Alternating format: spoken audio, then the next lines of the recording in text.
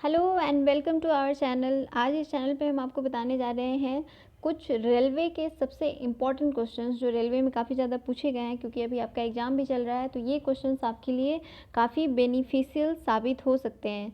आज हम आपके लिए 25 साइंस के क्वेश्चन लेकर आए हैं जो साइंस रेलवे में सबसे ज़्यादा पूछी जाती हैं। अभी 2018 में अलग अलग शिफ्ट में एग्ज़ाम्स हुए हैं और 2018 में जो एग्ज़ाम हुआ था उसका क्वेश्चन हम आपके लिए लेकर आए हैं। इस चैनल को सब्सक्राइब ज़रूर कर लीजिएगा, इससे आपको नोटिफिकेशंस मिलते रहेंगे और जितनी भी वीडियोज़ हम आपको लाते हैं वो आप टाइमली उसको देख पाएंगे। इसके अलावा हमारा टेलीग्राम ग्रुप है, आप उसे ज्वाइन कर लीजिएगा, वहाँ पर आपको सारे PDF मिल जाएंगे। हमारा इंस्टाग्राम ग्रुप है, फेसबुक ग्रुप है, व्हाट्सएप ग्रुप है। आप इसको ज्वाइन करने के लिए हमारे डिस्क्रिप्शन में इसका लिंक दिया हुआ रहेगा, आप उसको क्लिक करके ज्वाइन कर सकते हैं। तो आइए शुरू करते हैं। आज का हमारा जो पहला क्वेश्चन है ये 2018 में पूछा हुआ क्वेश्चन है साइंस का कि परमाणु त्रिज्या को मापा जाता है, मतलब atomic radius measured in, atomic radius को किस चीज़ से मेज़र किया जाता है। तो ये नैनोमीटर में मेज़र किया जाता है, क्योंकि आप जानते हो कि एटम सबसे स्मॉलेस्ट यूनिट होता है। हम आपको जो भी एक्स्ट्रा फैक्ट्स बताते जाएंगे, आप एक कॉपी पेन लेकर बैठिए और उसको नोट करते हुए चलिए। ये आपके लिए काफ़ी अच्छा होगा, आपका रिवीजन भी हो जाएगा और कुछ एक्स्ट्रा चीज़ें भी आप जान पाओगे। तो जो एटॉमिक रेडियस होता है ये 10⁻⁻10 मीटर के बराबर होता है और ये जनरली नैनोमीटर में इसको मेज़र किया जाता है। काफ़ी छोटा, या NM इसको कहते हैं, 10⁻⁻10 नैनोमीटर। और इसके अलावा आप ये भी याद रखिएगा कि जो परमाणु का न्यूक्लियस होता है, परमाणु का जो केंद्रक होता है, उस केंद्रक को 10⁻⁻15 नैनोमीटर मापा जाता है। 10⁻⁻15। तो ये ध्यान रखिएगा। इन एटॉमिक न्यूक्लियस और एटॉमिक रेडियस, मतलब ये न्यूक्लियस हो गया और ये इसका आउटर पार्ट हो गया एटम का, और इसके बीच और इसके बीच 10⁻⁻5 का डिफरेंस होता है। ये भी कभी कभी पूछ देता है, तो ये ध्यान रखिएगा। और ये नैनोमीटर में मापा जाता है। अगला क्वेश्चन है, किसे टैक्सोनॉमी का जनक कहा जाता है? Who is known as the father of taxonomy? तो ये बायो का क्वेश्चन है और बेसिकली जेनेटिक्स में या टैक्सोनॉमी में इनका नाम काफ़ी ज़्यादा आता है। तो इनका नाम है लीनियस। इनका पूरा नाम है कार्लोस लीनियस। कार्लोस लीनियस कहते हैं और इन्हें टैक्सोनॉमी का जनक कहा जाता है। टैक्सोनॉमी मतलब क्लासिफिकेशन और नोमेनक्लेचर इसके अंदर आता है। अगला क्वेश्चन है, त्वचा के नीचे और आंतरिक अंगों के बीच कौन सा ऊतक बनता है? What tissue is formed with in skin and internal organs? ये किस तरह का ऊतक बनता है? तो त्वचा के नीचे, स्किन के अंदर फैट ऊतक, मतलब फैट टिश्यूज़ बनते हैं। जितने भी फैट टिश्यूज़ होते हैं वो सारे हमारे स्किन के नीचे या जो भी इंटरनल ऑर्गन्स होते हैं वहाँ पे वो जमा हो जाते हैं। तो ये ध्यान रखिएगा। ये भी जितने भी क्वेश्चन आज मैं लेकर आई हूँ वो सारे के सारे पूछे हुए क्वेश्चन हैं 2018 में। शीतल पेय में शामिल है। कोल्ड ड्रिंक्स इंक्लूड कार्बनिक एसिड। कोल्ड ड्रिंक्स में कार्बनिक एसिड होता है, इसीलिए जब कोल्ड ड्रिंक का बोतल आप खोलते हो तो क्योंकि उसमें CO2 भरा हुआ रहता है, कंप्रेस्ड रहता है, ये ध्यान रखिएगा। तो ये CO2 जो है ये बाहर रिलीज होता है और इसीलिए वो फोर्सफुली बाहर उसमें बुलबुले बनने लगते हैं। और कोई भी कोल्ड ड्रिंक का बोतल आप तुरंत खोलोगे या उसे अगर आप हिला देते हो तो उस केस में CO2 रिलीज होता है और वो बाहर आने लगता है। अगला क्वेश्चन है, Al2SO4 में, मतलब कि एल्युमिनियम सल्फेट में ऑक्सीजन का प्रतिशत क्या है? Amount of oxygen found in aluminium sulphate is. तो ये ध्यान रखिएगा, Al2SO4 में जो ऑक्सीजन पाया जाता है वो 56.1% ऑक्सीजन होता है। ये अलग अलग परसेंटेज निकालने का तरीका होता है, लेकिन ये जनरली जो साइंस वाले बच्चे होते हैं जो ग्रेजुएशन कर रहे होते हैं उनको पढ़ाया जाता है। आपके लेवल पे बस आप इतना याद रखिए कि इसमें 56.1% जो है वो ऑक्सीजन पाया जाता है। अगला क्वेश्चन है, किस यौगिक को एक सुखाने वाले एजेंट के रूप में प्रयोग किया जाता है? Which compound is used as an drying agent? किसको सुखाने की तरह यूज़ किया जाता है? तो ये कैल्शियम ऑक्साइड है, इसको यूज़ किया जाता है। CaO कहते हैं कैल्शियम ऑक्साइड को। और कैल्शियम ऑक्साइड यौगिक जो है ये यूज़ किया जाता है एज एन ड्राइंग एजेंट। मतलब ये वाटर को अपने इन्वायरमेंट से सोख लेता है। अगला क्वेश्चन है, कौन से इलेक्ट्रॉन के बीच आकर्षण सबसे कम होता है? मतलब ये है कि किस एलिमेंट में इलेक्ट्रॉन के बीच आकर्षण सबसे कम होगा? तो ये जनरली मरकरी होता है। इसका करेक्ट आंसर होगा मरकरी। मरकरी में इलेक्ट्रॉन के बीच आकर्षण बहुत ज़्यादा कम होता है, क्योंकि आप जानते हो कि मरकरी जो है वो काफ़ी मरकरी के साथ ये भी याद रखिएगा कि ये एक मेटल है और लिक्विड है। जनरली जितने भी मेटल्स होते हैं वो सॉलिड होते हैं, लेकिन ये एक्सेप्शन है जो मेटल है और लिक्विड है, और ये हीट जो है वो काफ़ी ज़्यादा कैरी करता है, इसलिए मरकरी जनरली यूज किया जाता है थर्मामीटर्स में। अगला क्वेश्चन है, इंसुलेटर का प्रतिरोध होता है। मतलब इंसुलेटर में जो रेसिस्टेंस होता है वो किस तरह का होता है? आप जानते हो कि कंडक्टर्स का जो रेसिस्टेंस होता है वो काफ़ी कम होता है, सेमी कंडक्टर्स में मॉडरेट होता है, और जो इंसुलेटर्स होते हैं उनमें बहुत ज़्यादा रेसिस्टेंस होता है और इसीलिए करंट फ्लो नहीं कर पाता है। अगला क्वेश्चन है, वैज्ञानिक नामकरण की प्रणाली किसके द्वारा प्रस्तुत की गई है? Biological nomenclature introduced by. तो ये मैंने आपको पहले ही बताया था कि टैक्सोनॉमी में बेसिकली क्या किया जाता है? Nomenclature and classification. तो टैक्सोनॉमी का फादर या जनक जो है वो कार्लोस लिनियस को कहा जाता है।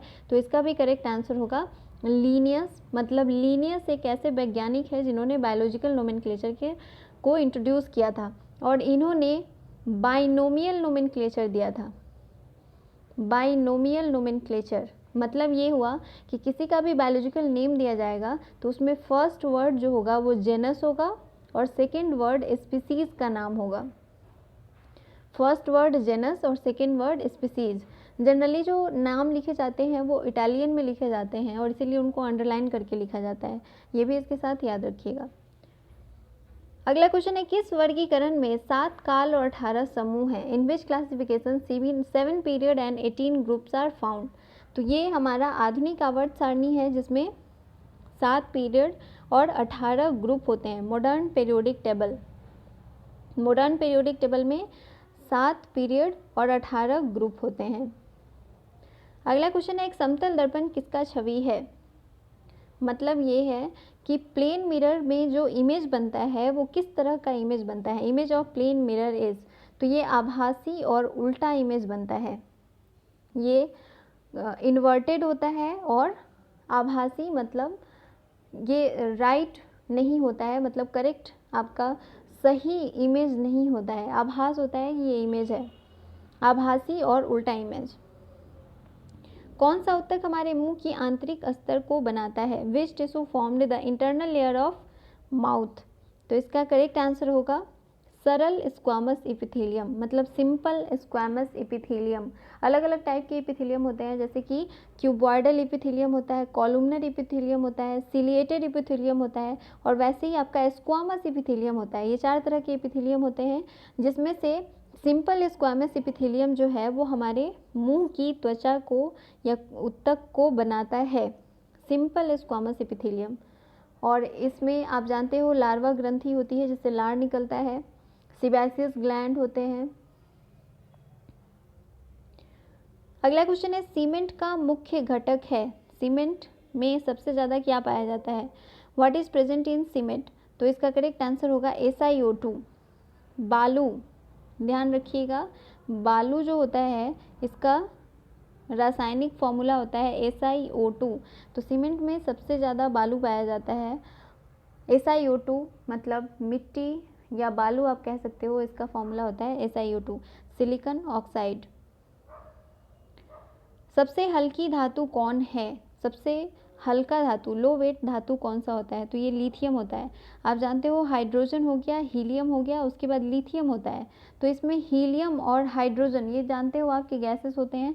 धातु आपका लिथियम होता है, सबसे छोटा, सबसे कम एटॉमिक नंबर होता है, और जिसका एटॉमिक नंबर सबसे कम होगा उसका एटॉमिक भार भी सबसे ज़्यादा कम होगा। तो इसीलिए लिथियम एक ऐसा धातु है जिसका वेट सबसे कम होता है। एक एक चीज़ों को रिलेट करके अगर आप पढ़ते चलोगे तो आपको याद होता जाएगा। अगला क्वेश्चन है, एक तत्व जो इलेक्ट्रॉनिक कॉन्फ़िगरेशन 288 समूह में है किस आधुनिक आवर्त समूह में है? इसके कहने का मतलब ये है कि एक ऐसा एलिमेंट जिसका इलेक्ट्रॉनिक कन्फिग्रेशन 288 है वो किस ग्रुप में पाया जाता है। Elements have electronic configuration 288 is found in. तो ये आप जानते हो कि बाहरी इसका जो इलेक्ट्रॉन है वो 8 है, दैट मीन्स कि ये इनर्ट गैसेस में आएगा और इनर्ट गैसेस ग्रुप 18 में आता है, तो इसका करेक्ट आंसर हो जाएगा 18। अगला है कैल्शियम सल्फेट सेमी हाइड्रेट किसके रूप में जाना जाता है। मतलब आप जानते हो CaSO4 हाफ H2O, फॉर्मूला लिख लीजिए CaSO4 half H2O, calcium sulphate semi hydrate कहने का मतलब है हाफ H2O, 1/2 H2O। इसको कहते हैं प्लास्टर ऑफ पेरिस, तो इसका करेक्ट आंसर होगा प्लास्टर ऑफ पेरिस। अगला क्वेश्चन है काला क्रांति किसके उत्पादन से संबंधित है। ब्लैक रिवॉल्यूशन रिलेटेड टू, तो इसका करेक्ट आंसर होगा पेट्रोलियम। ये क्रूड ऑयल होता है और जब ये क्रूड पेट्रोलियम जो होता है वो ब्लैक कलर का होता है और इसीलिए इसको कहा जाता है काला रिवॉल्यूशन। ब्लैक क्रांति या काली क्रांति जो है वो पेट्रोलियम के उत्पादन से है। इसके अलावा आप याद रख सकते हो ग्रीन रिवॉल्यूशन गेहूं और चावल के उत्पादन से संबंधित है। वाइट रिवॉल्यूशन यानी कि उजली क्रांति जो है वो दूध के उत्पादन से संबंधित है। ब्लू क्रांति ये मत्स्य पालन से संबंधित है। फिश रियरिंग और कल्चरिंग को ब्लू रिवॉल्यूशन कहा गया है। अगला क्वेश्चन है विभिन्न प्रकार के अस्थायी उत्तकों के निर्माण के लिए कौन सी उत्तक की कोशिकाओं को अलग किया जाता है। Which cell is used for formation of different tissues, तो इसको कहते हैं मेरिस्टेमेटिक टिश्यूज। जो पौधे होते हैं इनके ऊपर सबसे पहला मेरिस्टेमेटिक टिश्यू होता है जिसमें सबसे ज़्यादा ग्रोथ होता है, तो इसको कहा जाता है ये इसी को अलग करके अलग से प्लांट का निर्माण किया जाता है, इसे हम कहते हैं मेरिस्टेमेटिक टिश्यू। अगला क्वेश्चन है बांध में संग्रहित पानी में कौन सा ऊर्जा होता है। कहीं पे भी अगर आपका पानी संग्रहित है, मान लीजिए कोई भी सब्सटेंस अगर किसी जगह पे अवेलेबल है, तो उस केस में उसमें पोटेंशियल एनर्जी होता है। कहीं भी कोई भी सब्सटेंस रख दो तो उसके अंदर एक एनर्जी होती है जिसे हम पोटेंशियल एनर्जी कहते हैं। या बांध क्योंकि आप जानते हो कि ऊंचाई पे बनाया जाता है तो इसमें एक हाइट होता है, तो किसी भी सब्सटेंस को किसी हाइट पे रख दो तो उसमें पोटेंशियल एनर्जी होता है जिसे हम स्थितिज ऊर्जा कहते हैं। अगला क्वेश्चन है किस तत्व के बाहरी सेल में 8 इलेक्ट्रॉनों के साथ 3 कक्षाएं होती हैं। In which elements outer electronic configuration is 3 shelled and 8 electron. तो आप जानते हो कि 3 सेल्ड का मतलब है कि पहला सेल आप जानते हो K होता है, दूसरा L होता है और तीसरा M होता है और चौथा N होता है, KLMN। तो पहले सेल में सिर्फ 2 इलेक्ट्रॉन रहते हैं, उसके बाद 8 इलेक्ट्रॉन रहता है, फिर 18 रहता है। लेकिन इस क्वेश्चन में कहा जा रहा है कि लास्ट में आपका 8 इलेक्ट्रॉन है, मतलब टोटल आप जोड़ोगे तो कितना हो जाएगा 2 8 और 10 और 8 18, और 18 किसका एटॉमिक नंबर होता है आर्गन का, तो इसका करेक्ट आंसर हो जाएगा आर्गन। इस तरह से एक एक चीज़ें रिलेट करते हुए चलो। अगला क्वेश्चन है किसी वस्तु के मुक्त रूप से गिरने के दौरान कौन सी ऊर्जा इसके रास्ते में एक बिंदु पर बढ़ जाती है। जब कोई भी सब्सटेंस मुक्त रूप से ऊपर से गिरते रहेगा तो उस केस में इसके अंदर काइनेटिक एनर्जी जिसको कहते हैं वो बढ़ जाती है क्योंकि वेलोसिटी बढ़ रही होती है, तो इसको कहते हैं गतिज ऊर्जा।